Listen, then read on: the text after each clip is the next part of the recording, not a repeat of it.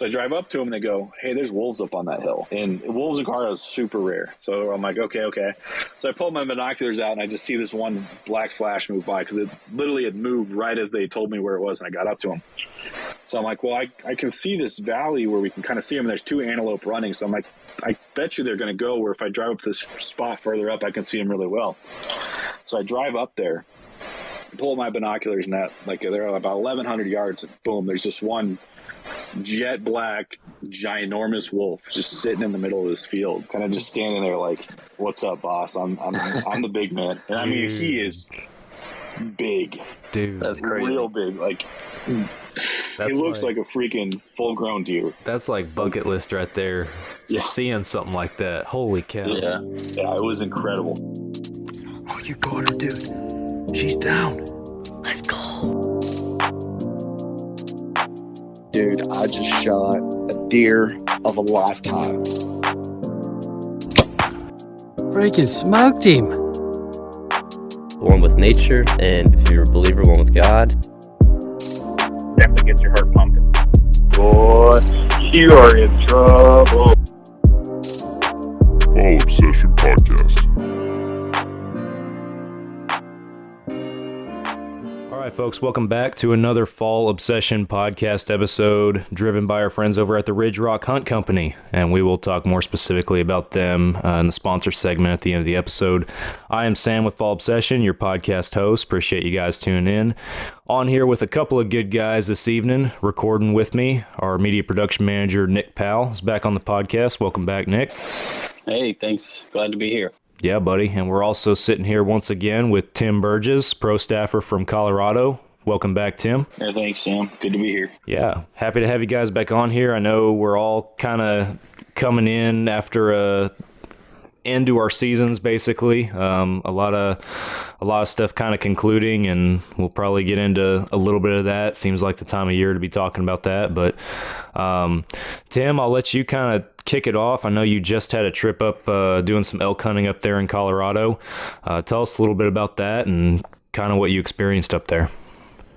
Yeah, so I drew a special elk tag this year. They're for Colorado residents only, where basically it's called Ranching for Wildlife. So basically you get to hunt a private ranch. There's like 15 of them in the program, depending on the species. Some there's as few as like one ranch, but basically you put in it, you get a better chance because obviously you're out there by yourself. Ended up having 7 tags issued for the season I got, so they're all cow tags. So really not much competition. The ranch was like 14,000 acres, so we pretty well had a good chunk of ground to cover. Wow. And so like going in, it was sounding like it was going to be like the best deal ever. You know, late season, the elk are moving like crazy. The herd. So this ranch is northwest of Craig, Colorado, which is way up in the northwest corner of Colorado. It's the home of the largest elk herd in the world.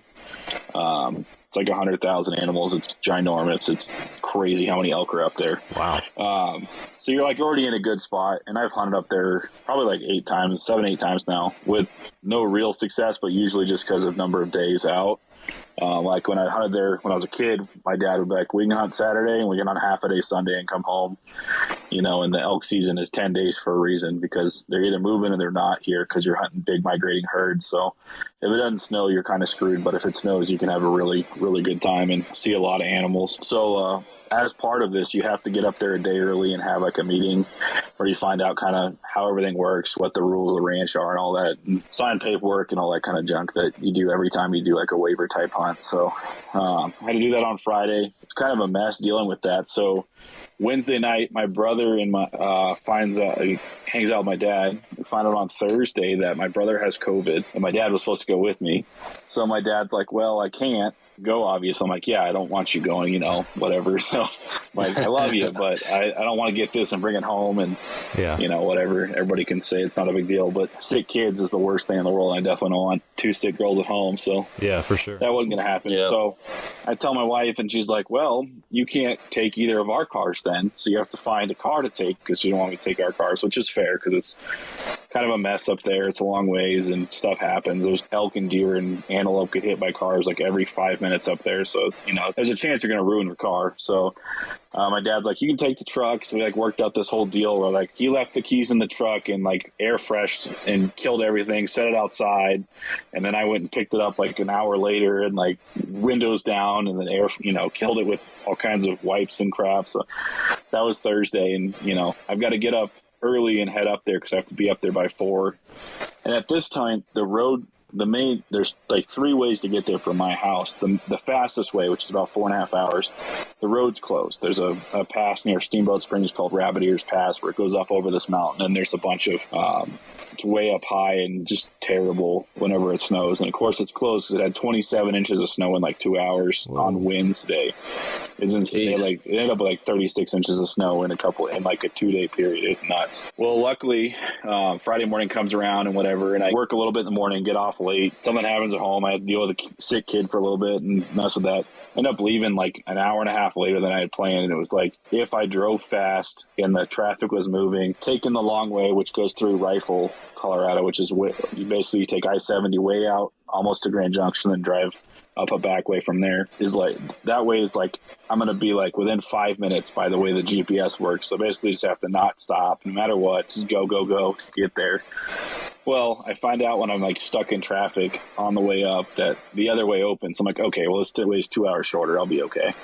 So end up getting up there after all those shenanigans with traffic and roads and everything. About 2:30, check into the hotel, get my stuff dropped off, go out to the meeting place, do all that, and then kind of just go head back to town, grab some dinner, and go to bed early, because it's 40-ish minutes from my hotel to this ranch. So I want to make sure I'm there, obviously, before first light and everything, kind of get an idea. And they had plowed basically. So how the ranch works is a bunch of gates off of the county roads, and then of course everything's drifted snow. I mean, the snowpack is anywhere from ankle deep to knee deep plus.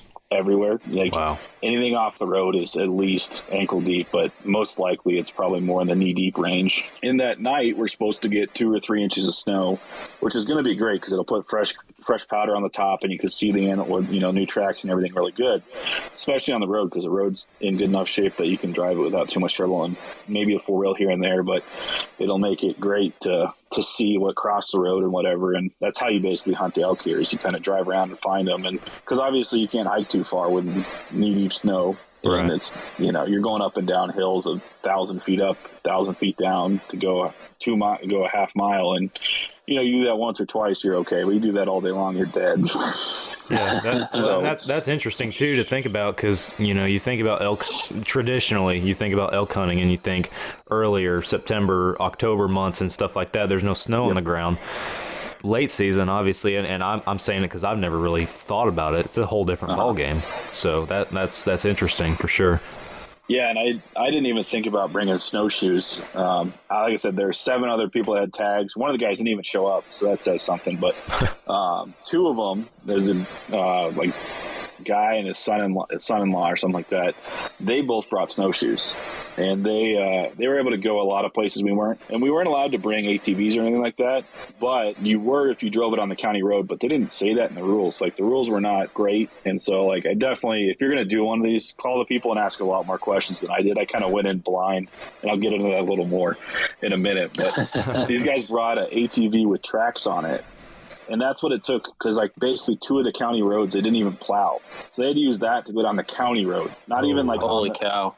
So it was a whole mess just to get around. The main road was fine, and then you could go to about 10% of the ranch from the road, and the rest you'd have to hike in 5 miles, which you can't do at all. Yeah. Yeah, I got a question, Tim. Yeah, go for it. You said one of the guys didn't even show. Do they have something that they do for that tag, or is it just go kind of unfilled? Well, I think it just goes unfilled. If you turn it back in, so the way crowd works, if you turn your tag back in early enough, I forget the exact dates. It's 45 days. You have the option to get, it's either 45 or 30 days. I can't remember. You have the option to get either your points back. In this hunt, took me 3 points, and I think everybody else took 2 or 3 points, which isn't a ton, but that's 3 years of either not hunting or drawing a lesser tag to get to go. For a cow, it's not like it was a bull or anything. The bull tag took 9 points. They have a few bull tags for the same thing. It takes 9 points. So, you're looking at basically 10 years before you get to go for a bull tag. Yeah. By the time you start planning for it and everything. So, if you turn it in early enough, you can get either your points back or your money back, which obviously as a resident only, what's $50? It's like less than $50 for an elk tag. I'm going to take my points. Yeah. Obviously, you guys, if you did it and it's $700, your wife's going to be like, you better take that money. So, for sure. Especially if you only had like 1 or no points invested as a non-resident, you'd take the money all day because you can figure that out pretty quick. Otherwise, your wife ain't gonna be too happy with you. Right. If you're too late turning it in, they don't give you anything. So you just eat the money you put into it. Yeah. So if something comes up and you get whatever, you need to let them know right away. You have to actually go to an office to turn it in. So it'd be like non-resident, probably be a huge mess. But I think you can mail them too. But obviously, if you're at day 35 and you got to get it returned, hey, Southwest might be cheaper than overnight shipping. Yeah. Right. So just a heads up there for people. Well, anyways, so Saturday rolls around. I get up and hotel has breakfast at 6. So I'm like, I'll get up, I'll have the car packed, have the truck packed before that, and then I can just go grab some breakfast, eat real quick, and head out there. So we drive out there, and it's snowing still, which I'm like, okay, it's no big deal. We only got about an inch at the hotel, so I'm like, perfect, just enough to dust everything, see what's going on. I'm driving out, and of course, there's the main road is County Road 7. So I'll probably talk about 7 and 17 a bunch between this. But anyway, so Road 7's the main one, basically from my hotel all the way to the ranch, and it's the only one you can drive on, basically past the ranch in any way.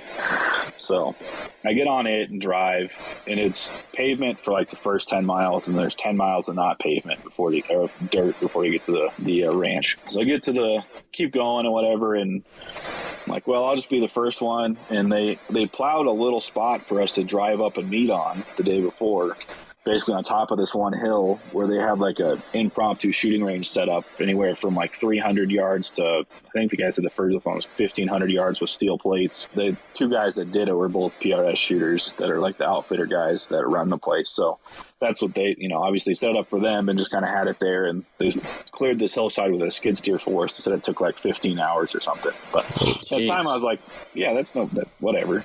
We can get back up here tomorrow. We drove up here today. The inch or two of snow is not going to cause a problem. So I get to that gate and I get it open and everything. Get in, get through, no problem. Cool. And right now it's just starting to get. We're probably just about legal light, and it was overhead clouds and then low fog. So kind of in the middle, you could see if you're up high enough. But if you were down in the valleys, you couldn't. But if you're up kind of on a middle mountain, you could see 500 yards maybe, or not super far, but far enough that you're not going to shoot any farther than that. So I'm like, well, I'll see if I can drive up there, and by the time I get up there, I'll be able to at least see this little overlook area you can see, and if not, then we'll go from there. So I start driving up, get 30 yards in, and it's probably a 110, 120 yards drive is all. Not very far. 30 yards in, truck gets stuck on the hill, a drift had blown over, and the snow drift is higher than the front bumper on my dad's F-150. He's got a really nice new 19 F-150, and I'm like, crap. So I'm stuck the first morning, and I'm like, well, at least there's 5 other guys out here. And there's no cell. This ranch has the worst cell service. There's 1 or 2 little spots I had found where I had cell service the whole time, but not very minimal at best. And it was usually you could only text. I don't think you make a phone call if your life depended on it. So anyways, I'm like, well, I'll just get out, climb up to the top, look around for a bit. And if somebody drives by, I'll flag them down and see if they'll come help me pull out or whatever. It's I have shovels and whatever. And so, I get out, start looking around. And after, I don't know, 2 hours, probably there's some guys parked on the other side of the road, went up the hill with the guys with snowshoes. And basically there was a taller mountain across the road that was probably another 500 feet up, vertically. And then it was the distance up to it is a little over a mile. I did it another day, so I know how far it was. But so they're up there. And when I see them coming down, I'm like, oh, I'll head down to the truck truck and flag them and say, no, like, I'm actually stuck here. I'm not just parked in a stupid spot for no reason. And like I said, they're the ones with that ATV. And they're not allowed to drive it on the ranch, so they like had to unhook their trailer from their truck, leave it there in the middle of the road, drive over. They were smart and put their snow chains on before they ever got out there, whereas I didn't even think about putting snow chains on. I'd never done it before, so I was like, I don't know how to do this. I'm not gonna. My dad had bought brand new ones just for this, and he's like, "Don't open if you don't have to. We'll take them back to Walmart. They're $100." So it was like a whole thing of like trying to avoid having to do this at all cost. And of course, I get the truck stuck, 20 minutes into the first day. So luckily, like I said, 2 hours ish, and so it's it's like 9 o'clock. It's not past pure like first thing in the morning. It's good time, but they all haven't been moving. They nobody's seen any, so they're like they come over and help me drag out and get out of there, and then I just drive around for a while. And they're like, yeah, did you see any elk? And I'm like, I haven't seen it. And they're like, we've seen several hundred, or in this group, and this group, and this place, and this place. I'm like, how do you even see them? And they're like, well, tell me something. And so I go keep looking and driving around, and finally, 5 hours later, I see my first elk at like 2 miles away on the hillside. I'm like, okay, cool. And I'm like, the place I'm at is like 1.5 miles from the closest part of the ranch, and it's 2 miles farther away than I am. So I'm like, cool. It's got to go 3.5 miles, which isn't that far for them, but it's like, this isn't going to happen in 5 minutes. This is a 2-hour process. So that all happens. The first day goes by otherwise pretty, not a whole lot happens. Kind of just checking in with everybody else who's basically parked at like 4 places you can park and like kind of see stuff, because it's the high this day was like 20 and the low was negative 10 or so, and it hung most of the day in the single digits or low teens. Like it got to 20 for a few minutes and then started dipping back down around 2 o'clock. It was pretty quick. It gets cold up there. But so checking with everybody and didn't see anything but that one elk that day. And so I'm like, okay. So I bump into two other guys like, hey, you can hunt with us tomorrow. They're hunting together. There's a guy and his buddy. I'm from another part of Denver, and they're like, yeah, you can just drive behind us and we'll figure some stuff out and whatever. And so I meet up with them, and we're gonna at the very south edge of the ranch. So we found like this really good parking spot you could find. And you could really see like a big open area. And this spot's going to be important later in the story too, because it had a lot of cool stuff happen around it. But I mean, it's great part from your car. You can glass really well. And then the walk in, like it only has like 200 yards that you can walk in on the ranch from this gate. But like 70 yards in, you're up on a really solid hill. You can't sit on it because it's pretty small, but just perfect. Like if you just stand in glass, you can see way better than almost anywhere else on the whole place that you can get to easily. Definitely the best place you can get to easily. So we were there a lot looking around. And so that morning, the guy with the snowshoes and shot 2 elk at like 700 yards, or just short of 700 yards. I think he said it was 686 and 684. Side by side. He had two. You had the option to buy a second tag, and I was like, if I fill one, then I can drive back to town and buy the other one. If my wife will let me stay longer and my budget will let me process another one. Because like elk processing is like between $300 and $500, like for straight processing, not even like with anything fancy. Right. You do fancy stuff, you can be in $1,000 pretty easily. Yeah. So I'm like, between that and everything else, like, I don't need to have 2 tags going into this. If I get one and it's small, or get one and there's a problem, I can always go buy another one. Like I said, it's like $50, no big deal if I have to run back and do that. And so anyways, the guy, they chose up front to buy their 2. Guy shoots his 2. And they spent most of the rest of till like 2 o'clock that afternoon getting them out. They're up on this big hill from basically right by the main place where we first started that had that meeting with.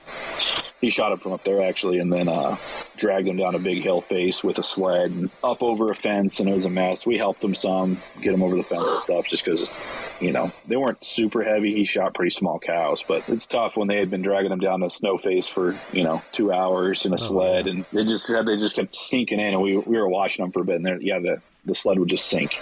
It would not pull very well at all. That sounds like a beating. Yeah.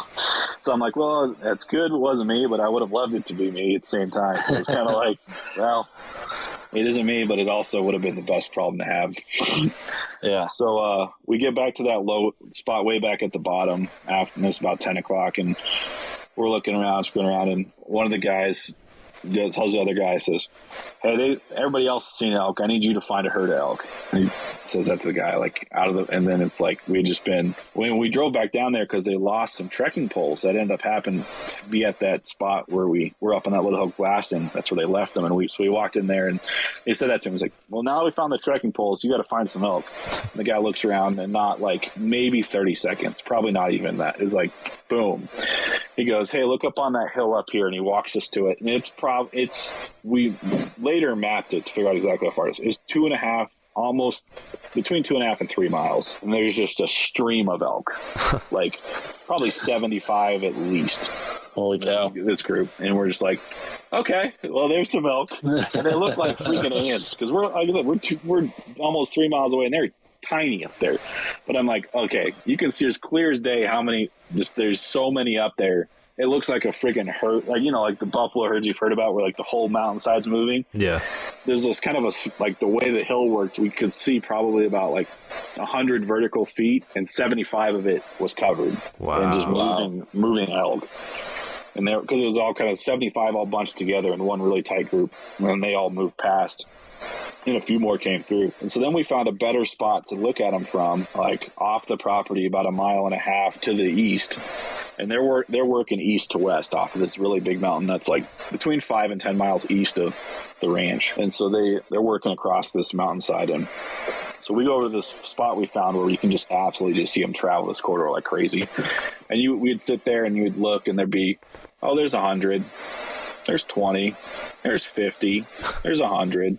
And we're like a mile and a half from them. And like I said, from where they are to get to the ranch is about 1.5 miles to the spot you can actually get to like where you couldn't really get to, but if you like really busted your butt and hiked, you might be able to. They might be like a 3/4 mile, but you'd be hiking in 7 miles in snow, and so you're gonna die getting there. So it's like you have to get them where the road is, or at least not too far from the road, because otherwise you're just gonna kill yourself hiking in there. And they wouldn't let you camp or anything overnight. So if you did hike in that far, you're getting up at 3 o'clock in the morning, hiking in there, and getting there at like 10, and then hoping somebody walks by you, and then hiking back out of there at dark and getting back to your car at 2 in the morning again, probably. Oh my gosh. Yeah, maybe not quite. Yeah, it gets dark at 5, so maybe not quite that long. But I mean, it's probably 2 mile an hour hiking. If maybe a little faster than that if you're really good, but I'm not. So, but so we watched this huge herd and everything, and so we get to a spot where like, hey, we'll move over to the north edge of basically the property is kind of like 2 pieces. The south edge is like a horseshoe, and I'll send a map to you guys when we get done, so you can post this with it, so it'll make more sense to everybody. The bottom kind of looks like a horseshoe, where there's BLM all around it, but we're not allowed to hunt the BLM. And the way the rules work, you could drive across it, but you couldn't hike with your gun. So basically, the BLM might as well be private as well, right? Which sucks for this, because it's like normally it'd be great because you could just hike around it, whatever. But the way these hunts work, you're limited literally to the ranch, and you can't use the public to access it unless you can drive, which you can't drive anywhere, so that doesn't work. So the bottom's a little horseshoe. The top is like 2 sections, kind of with a skinny part in the middle. Kind of looks like a W-ish, but not really. It's kind of the easiest way to explain it. But the east edge of the W kind of split by the road. And there's about 200 yards on each side of the road most of the way. Here and there it gets fatter out to like 5 miles at one point. But basically the section you can see them the best in is like 200 to 300 yards on one side of the road, and like a mile on the other side of the road. And the easier side to get to is on the 200 side of the road, 200 yard side of the road. So it's like, if you're over there, they got to be next to you, like horizontally. They can't be past you, or they're probably getting off property before you ever get a shot. Anyways, so we get back, and there's a dump kind of in between the two. And we were told, like, hey, if you're not seeing anything, go look at the dump, because they'll be there eating crap, because that's what they do. And so we're like, okay. So we go hang out kind of by the dump, and the dump is right at another road, County Road 8, that's not plowed. And so everybody's like, oh, 8 looks cool. Maybe we'll go down it. Maybe we'll hike down it. And so a couple of people had hiked down it, and they saw elk down there, so we're like, well, we'll park up there, and we know this big herd's coming this way. And by the way they were moving and everything, they should be, that first herd we saw of 75 to 100 should be here in like 20, 30 minutes. And if we see them get to the dump, we'll haul down this road. You had to go about 200 yards on foot to get to the ranch, and we could jump the fence and then be legal. So like, well, we'll get to here, and then if we see them at, a half mile away, you can hopefully run fast enough down this road that you can jump a fence and be legal by the time they run, a mile or over a mile. So we parked there, and then up the hill we hear a shot. We're like, oh, that's us, because there's no other hunters up there. So we're like, oh, that's got to be somebody in the group on the other edge. So we drive up there real fast, and one of the guys had bumped a herd. I was like on a hillside right across the road from where the guy shot the elk that morning. And so I'm driving up, and I see one lone elk on the side of the hill. So I pull over real quick, and it happens to be a gate to the ranch right there. So I'm like, okay, I got to get out of the truck, get my gun, load my gun, run, jump this snowbank that's like, on me, it was like belly button high. Run 15 yards on that, jump the fence, and then I got to get like 50 feet off the road from there. And at that point, I was like, I'm going to be about 45 feet to the fence. I got to get 7 feet past. I just wanted to be safe. I was like, so once I get in, I'll take 5 steps, call it good. So I'm running. I jump the snowbank. My right foot catches the snowbank, face plant. Oh, man. Straight into it. And these two other guys I've been hunting with are in a different truck behind me, and so they're coming. And so when I face plant, they get there luckily. So I'm like, face plant, get up. And so they are out of their truck, and they're running. They're just ahead of me in the process, because where they parked farther down didn't have as much snowbank. So I'm like, well, they're almost to the fence. I'm just going to range, because at this point it's like Operation Kill and Elk. Who gives a crap whose it is? So I pulled my rangefinder, and I'm like, 270, 271, 275. And they get across the fence, and they're to my right, probably about 20 yards. And then, of course, they're 70 feet off the road or so at this point, because they got across. They moved forward a little bit, and just their angle was not great. And so the way these hills worked, like, I had the perfect angle the whole time. As soon as they get, like, where they can see her right, she's totally skylined. Whereas I still had a backdrop, because there was a different hill on a different side that was like 10 feet above her. But for them, for the angle, even they were, like I said, 20 yards over, that hill didn't exist for that. So they're like waiting for her to step either down or go backwards or whatever. And she was all by herself, because she just got scared of this group. So we're like, well, she'll just hang out a minute. So I start sneaking forward a little bit, hoping she'll just hang out. And then she just bolts. So I'm like, well, I'm back over here. I'll go get my truck and try to whip around. And we basically have a quarter mile of property left, and then a little bit on both sides of the road. So I'm like, well, I whip down to the end of the property, jump out there, jump that fence and on the far side, and hope she just runs to me. Well, I get started, and she's already across the fence, and crossing the road, jumps the fence, jumps the neighbor's property, and long gone. Like, okay, well, that didn't work. So it's like, Dang. Finally see an elk that we can actually shoot. It's legally, it's on the ranch and everything. So it's like first legal elk, and we're both like feeling great. And we've seen so many elk, and that's at like 3 o'clock. So there's still a little more time. So I'm like, well, where she is, she's got about a half mile, about 2 miles to go, and she'll be on that bottom section right where we can see her. So tomorrow morning we'll hike Road 8 if we don't see anything more sign or wise or whatever. So we'll drive back that way just to see maybe if she ran down to the bottom too fast, and she did, and she kind of got stopped up, and we can kind of see where she is. So now we're like, well, let's check that dump again and see if that other group showed up, because we haven't seen them yet. Sure enough, there they are, hanging out, eating on the dump. There's up on top of one of the hill, there's 3 cows and a like 3x4, maybe 4x4 bull chilling. And then there's like another 15 or 20 cows on this side, and 20 cows on this side, and 3 walking closer to the road. And I'm like, well, if they cross this road and come another half mile across this way, then I can maybe see them. And then I could shoot them if they go another mile. And so it's like, okay, that's not going to work out. And it's already 4 o'clock and sundown's at 5. So I'm kind of like, well, I'll just watch these elk and see what they do the rest of the day. So that's the end of the day, Sunday. And so everyone's feeling really good. We saw an elk. We had a legal chance. There's a bunch moving. They've been moving like crazy all day. And we'd seen probably 1,000 total elk. And so we're like, sweet. Going into Monday, everyone's like today's the day. We're gonna limit out today, knock this thing out, and go home. So we get up, everything, get out there. Same plan. We're like, we'll meet down here, and we'll go up to that. Just kind of drive the road from there. Meet down on the bottom side, and then drive up from there, kind of piece by piece, looking at it. So nothing. So after it's 9 o'clock now, kind of main movement time's slowing down. So I'm like, well, I'll just go over to that spot where we can see them, where they're 3 miles from the ranch still, but we know where they are. Get over there, and there's 5, 7, not very many. So I'm like, okay, well, that other herd must have moved through. And then I look back at the dump, and there's 75 are still there. So I'm like, cool, they didn't move last night. Like, no, they just like that trash or whatever is there. And it did have better grass growth than everything else, because I don't know if it was the heat from the dump or what, but there was definitely less snow cover there than any other place on the whole that you could see. Just it must have just been the heat from the trash, or that the vehicles are moving around there, like big, dumpsters and stuff. And then, so the dump is on Road 17. And so it's plowed from Road 7 to the dump, which is like 100 yards. Well, past that, if we could drive up 17, we could get into another huge area we were allowed to hunt. There's the eastern edge of that W I was talking about is up there, but it's like 2 miles up that road to get to the very edge where we can hunt. So I'm like, I'm not going to walk 2 miles on a road to be able to, and then have to walk 2 miles back if something happens.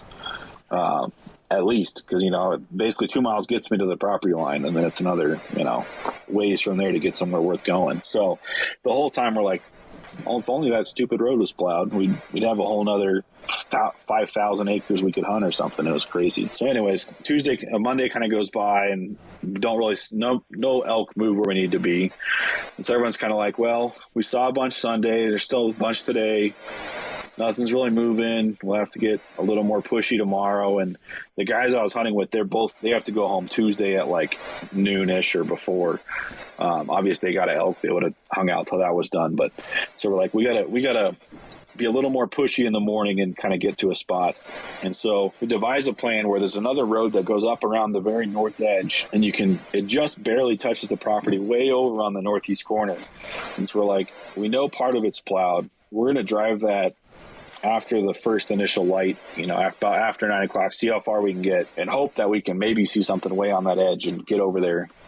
So we do that, and of course it's a total bust. Up there it's just giant bowls, just snow everywhere, blown out, big old bowls and canyons, and it's like, oh, you can see a ways, and there's a bunch of land, but it's just snowpack. Like, there's nothing that ever would want to walk through here. And you're looking around, and there's no tracks anywhere. Yeah. So we drive back down to our south edge spot where we are on the way down to the south edge spot. And the guys are driving in front of me this time, and they stop on the side of the road, and they're looking up at this hillside, and I'm a little bit behind them. So I slowly creep up next to them, and where we're looking is like a mile east of the very southern edge of the property. So it's like, if something's there, we might be able to make a play on it, or at least get somewhere where they can make a play if it comes to us.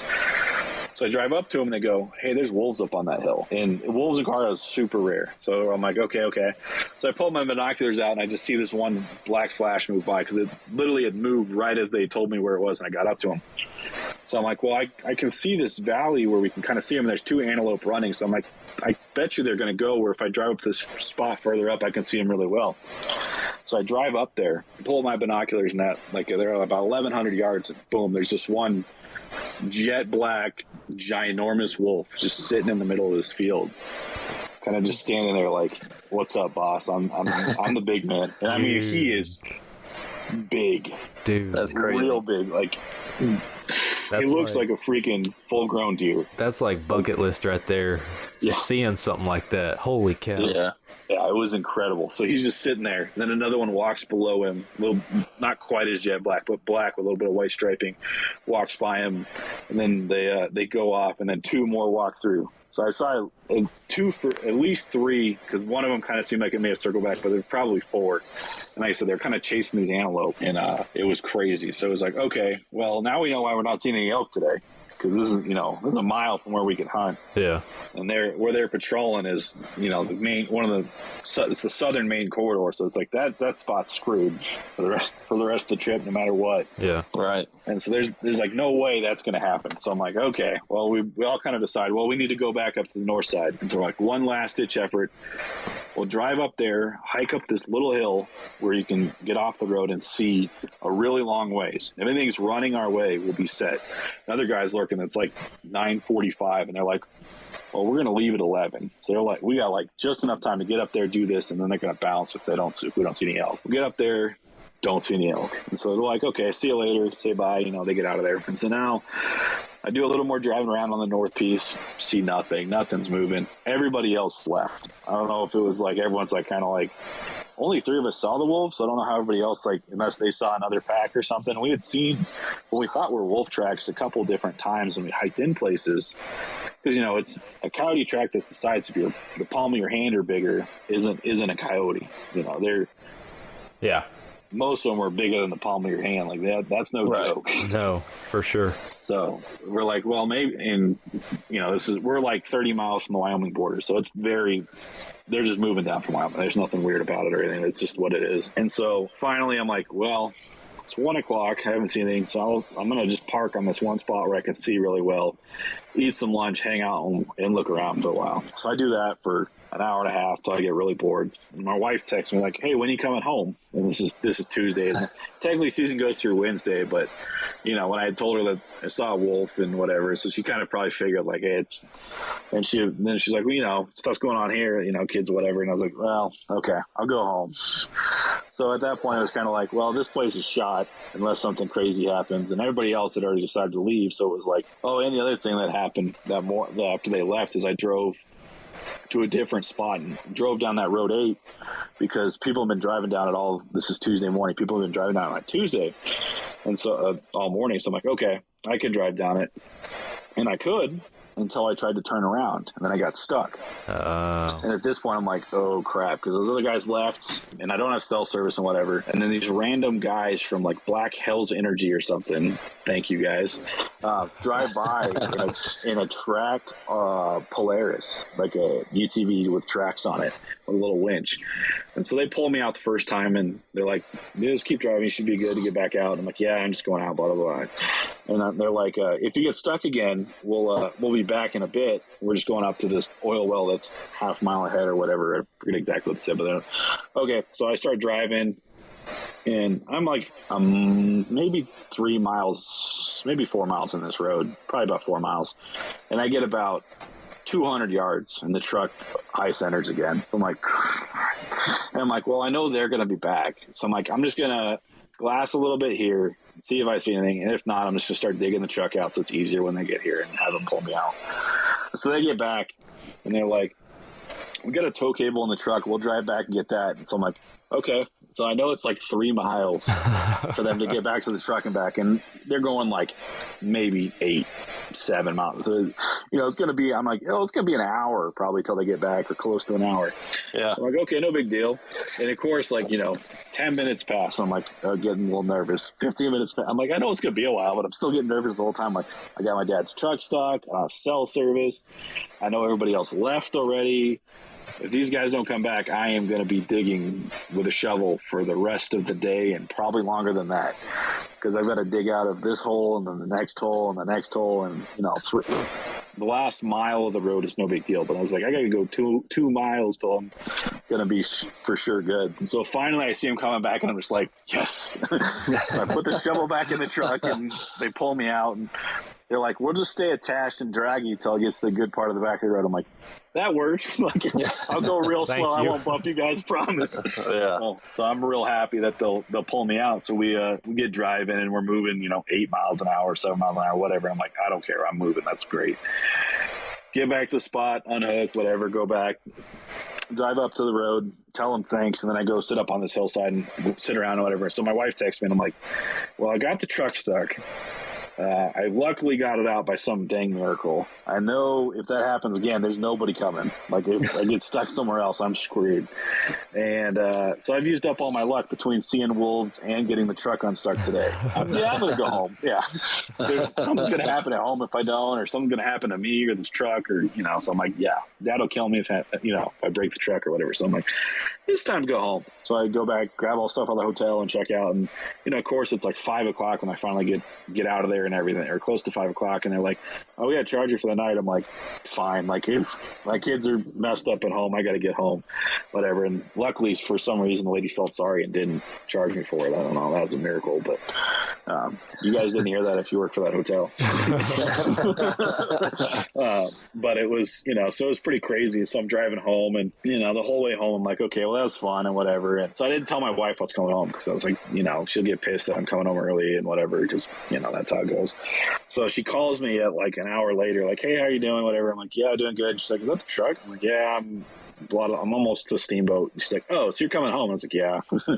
So she found out anyways, and I was like, yeah, I'll be like 8 after the girls go to bed. Don't keep them up for me, get them to bed before I get home, whatever. So it worked out really good, kind of in the way, because then I still had 2 more days off of work, because of course I took the end of the season, and I always take the day after I'm supposed to get back off in case I'm packing something out at, if you shoot something at last light on the last day, you're getting done at midnight. And then in this case, I would have been driving 5 hours home, in the middle of the night, getting home first thing in the morning. Probably actually would have just parked the truck somewhere taking a nap. But right. And so I was like, yeah, I always take the day after off just in case something happens. So I basically just kind of worked like 4 hours out of those 2 days after all, and just had family time. So it worked out real good in that regard too. So earned a bunch of brownie points back for that all I had burned all being gone for 5 days. So yeah, it worked out good in the end. Well, man, that's obviously it's not the end result that anybody wants on a trip. I know from a guy coming from Texas, that's never hunted late season Colorado, your story just taught me a lot about what hunting late season Colorado looks like up there. And I did have a couple questions for you. The first one, I know you mentioned that one of the guys was out there taking elk, I think you said at 700 yards or something like that. Mm-hmm. What kind of firearm do you carry, and what is your comfortable range in that environment? So my setup, I'll break it down, is a Seiko A7. So it's actually, I got a review on our website too, so definitely check that out. Yeah. So it's a Seiko that they stopped production on probably 8 years ago now or so. I bought it like the year or two before they had them stop production. Cabela's had them on clearance. I think they knew what was coming. But it's a 7 mag, so it's composite stock, ultra lightweight with a fluted barrel. So it's like super, super light. If I remember right, it's like 2.9 kilograms, which is like 6 pounds. So it's like ultra, ultra light rifle, especially in a 7 mag. And the 300 Win Mag weighs like exactly the same. So if you're looking for something in a Magnum, they're excellent. Box magazine fed, you can take them out. So it's 3+1. Magazines are super expensive. So if you do buy one now, then buy an extra magazine, because if you lose it, it'll probably be way worse. Right now, they're like $94 from Beretta/Seiko directly. I'm sure whenever they stop selling them, it's going to be $200 or better for those bad boys. So wow. That was a Christmas present I got last year, was an extra mag. That was one of the best ones I've gotten in a long time. It's the reason I got my deer this year. So that was great. So they just swap mags and make it happen. So that was pretty sweet. But so that's it. 7 mag with fluted barrel. And then for optics, I have a Leupold VX3. It's the VX3 generation. It's not the I. It's not the HD. So it's 2 generations back.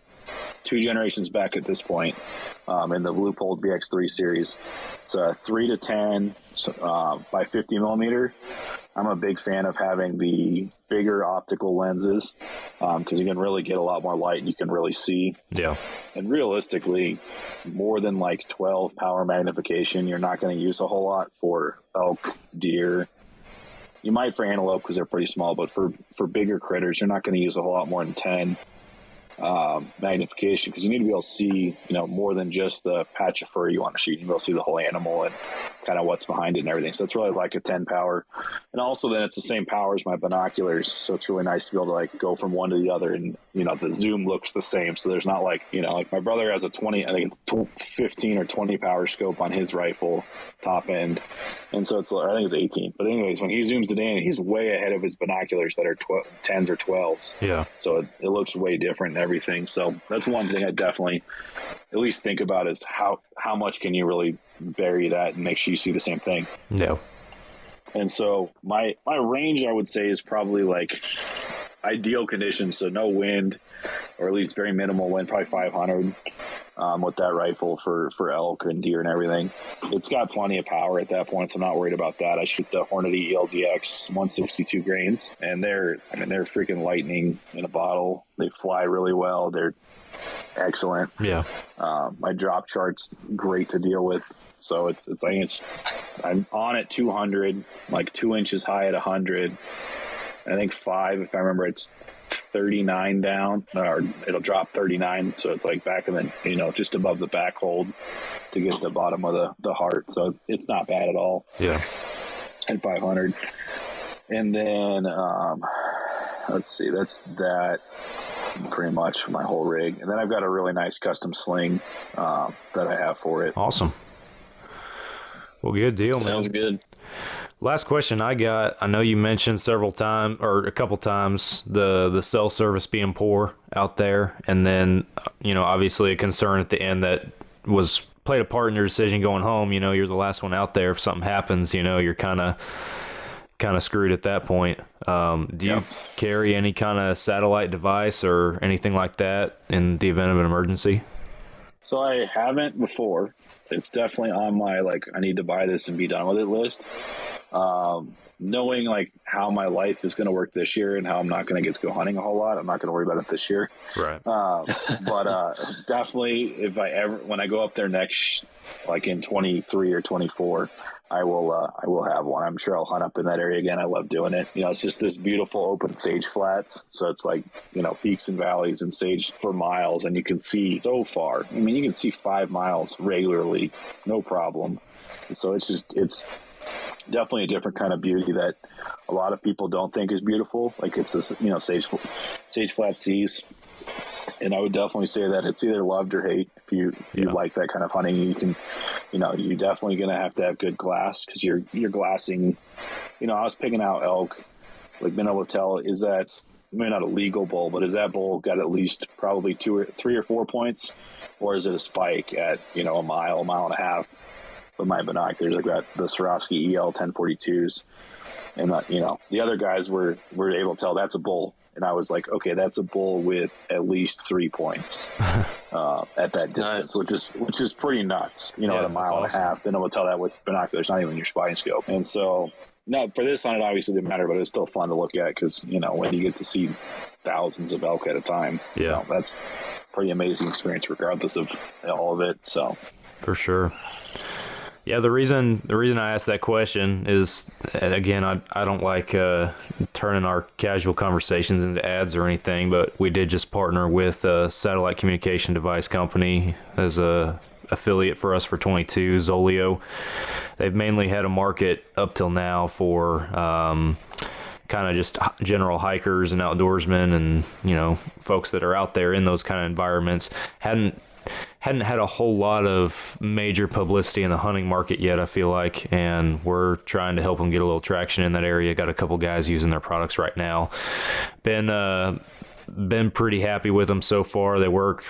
Seems to work just as effectively as any other product out there, and a little more budget friendly than some other big names out there. Not to talk bad about anybody out there, but I mean, we all know price plays a factor, at the end of the day. So that's always something to consider. But anyway, Zoleo, they're on our website. You guys can go check them out and see what you think. But Nick, you got anything for Tim after his series of unfortunate events?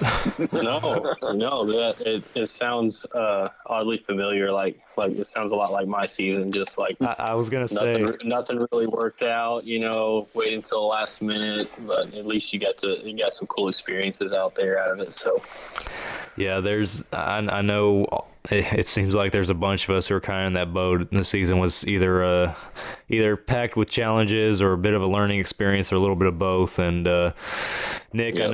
I know you got your own story and frustrations, and we'll unpack that on a different podcast episode, and save that for our listeners. But definitely Sounds good. an interesting story on that one too. But yeah, Tim, man, sorry that you didn't fill an elk tag, but man, it sounds like a pretty crazy experience, and it sounds like one that you learned from for sure. So Yeah, I definitely learned that if you're ever going to go lake season hunting, you better bring something with tracks, either a snowmobile or an ATV, even if you're not allowed to have it, because you're going to need it to get your truck out of the road, if nothing else.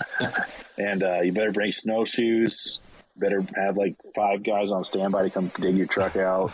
Figure out the local labor department, whoever the local labor service guy is, and call them and say, hey, I need you to come to dig my truck out. A satellite communication device, just in case you don't have cell service. Absolutely. I think so. That's definitely going to be on my list going forward for sure. Yeah. It's too hard not to, and forever the price has been the issue. So yeah, definitely going to have to look at these Oleos and figure that out. Yeah, for sure. Definitely recommend it. Well, guys, I know we're well into our time for this evening or this week for our listeners' sake. Tim, I know we normally unpack in our podcast with you some draw stuff and everything. I know you've been talking about doing a separate podcast coming up.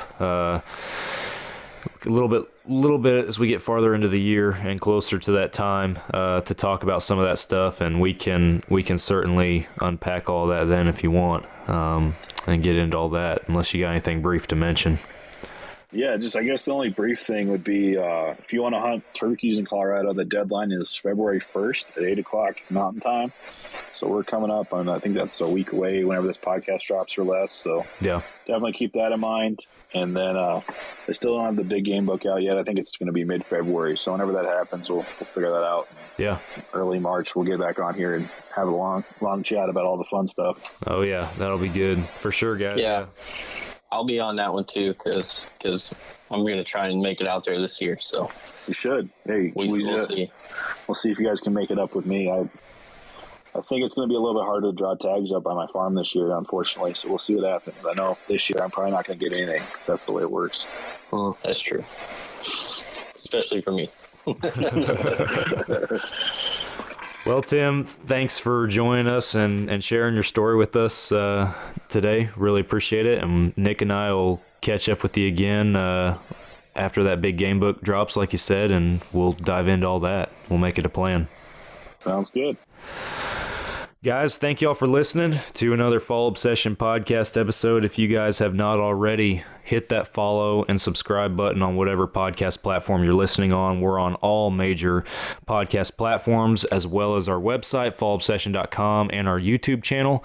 Head on over to that YouTube channel and be sure that you hit that subscribe button on there as well, because we're dropping frequent videos of all different kinds of subject matter, trying to roll some stuff out for you guys. And I know even as we head into the off season right now, we have some plans for some series and some videos that we want to produce. Follow us on the other social media platforms, Facebook, Instagram, Twitter. Again, that YouTube. Fallobsession.com is our hub. That's our website. That's where you guys can go to find all of our content. We have educational articles, wild game recipes, our video series are on there as well. You can shop our apparel. We are trying to get some hats back in. It's been quite the journey for me trying to coordinate all that with all the shortages and stuff, trying to get the same designs and the same products, but finally got some at our vendor right now, having our logos put on them. So those should be back in our store very soon.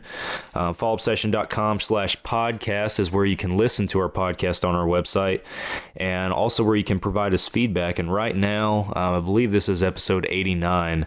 So we're coming up here in a few weeks on that episode 100 mark. And we want to hear from you guys as far as what you want us to talk about or questions that you want us to answer, topics to discuss during that episode. It's going to be all 4 of our Fall Obsession administrators on there for that podcast. First time we've had all 4 of us on there for one at the same time. So if you have any feedback or questions, like I said, for episode 100, you can send it to us through that page, fallobsession.com/podcast. Finally, like I mentioned at the beginning, our podcast is partnering with and driven by our friends over at Ridge Rock Hunt Company. Derek and Lacey over there, they have been very good friends to us. We've really enjoyed getting to know them and our relationship with them over the past couple years. Excited to see where this partnership goes. They book hunts, and they will hook you up with a vetted outfitter in North America for whatever you're looking for. Whitetail, elk, antelope, mule deer, you name it, turkey, they got it. So be sure that you go over there, check them out on social media. Again, it's Ridge Rock Hunt Company. Go to their website. Their phone numbers are on there. You can call them right up. You can get Derek and Lacey on the phone right away, and they will get you hooked up with your next adventure at a price that works for you. So go check them out. Gentlemen, thank you all again. Appreciate you guys. Thanks, Sam. Yeah, that was fun. All right, we will catch you guys again next week for another Fall Obsession podcast episode. We'll see y'all then. See you later.